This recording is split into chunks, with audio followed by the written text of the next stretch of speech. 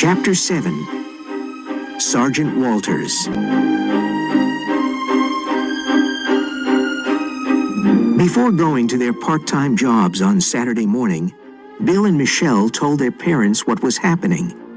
Mr. and Mrs. Martin were very surprised.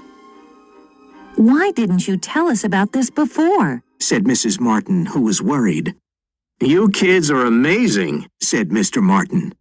"No one has solved this mystery, but perhaps you can. I remember Mr. O'Nell. He was a very nice man. I'm glad you're going to the police today. It's the right thing to do." That afternoon, the three friends went to the police station and spoke to a police officer. "Good morning. I'm Sergeant Walters," said a tall man with friendly eyes. "What can I do for you?" "We want to report something," said Bill. "Come into my office and sit down," said Sergeant Walters.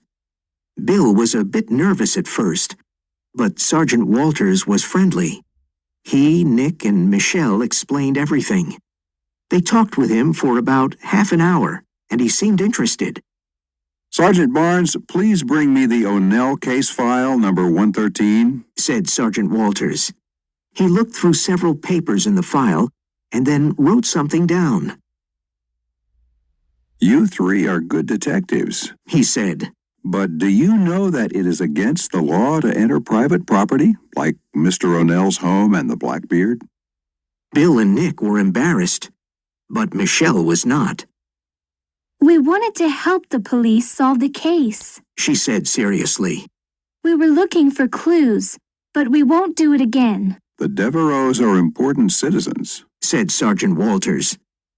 "They helped our community with their new museum, and they gave lots of money for the new park.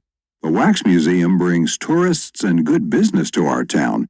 We don't have any real evidence against them. You found this map on their yacht, but anyone can have a map." "But this map is identical to the ones we saw at Mr. O'Nell's house. And it was hidden behind a painting," said Nick. "We want to solve the O'Nell case, too," said Sergeant Walters. "But I need better evidence. For example, where is Mr. O'Nell's body? Perhaps he wanted to disappear and start a new life in another place. A lot of people disappear, you know. Or perhaps he had an accident at sea. We can't accuse anyone at the moment. We need to find his body first." "Mr. O'Nell loved his dog," said Michelle. "He could never go away and leave him." "Dogs are very good at finding their masters. It's their sense of smell," said Sergeant Walters, with a strange light in his eyes. "My men and I'll examine the secret room in Mr. O'Nell's house and take a look at those maps and his diary. But I still think he had an accident. Do you know how many people and boats disappear at sea?" He got up from his desk and gave each of them his business card. "Call me if you need me."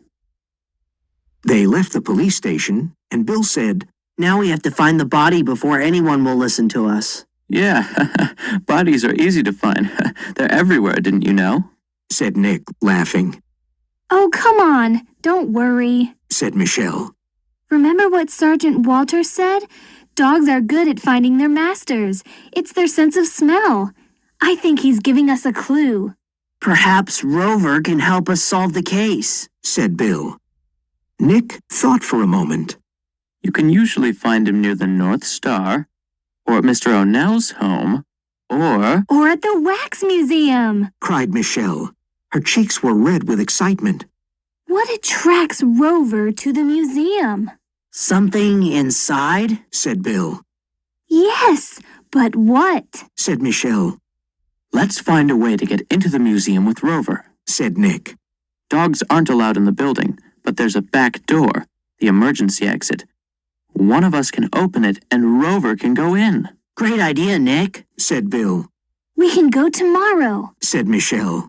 "It's Sunday, and there are always lots of visitors at the museum. No one will notice Rover. I hope." "Okay," said Bill. "Nick, Rover likes you, so you can wait outside the back door with him. Michelle and I will buy tickets and go in. When we get to the back of the museum, we'll open the door and you and Rover can come in. Then we'll follow the dog and see what happens." "Good," said Nick. My mother usually feeds him at 9 o'clock. I'll try to keep him at the restaurant tonight.